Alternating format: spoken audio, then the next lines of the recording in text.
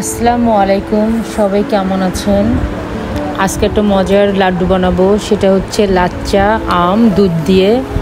প্রথমে আমি একটু পানি দিয়েছি, পানিটার মধ্যে সাদা এলাচ দিয়েছি হচ্ছে লাচ্চা সময় শুকিয়ে আসলে দিয়ে দেবো দুধ দিয়ে একটু নাড়াচাড়া করে শুকিয়ে নেওয়ার পরে হচ্ছে দেবো আমের পিউরি দিয়ে একটু নাড়াচাড়া করে দিব ঘি, চিনি পরিমাণ মতো।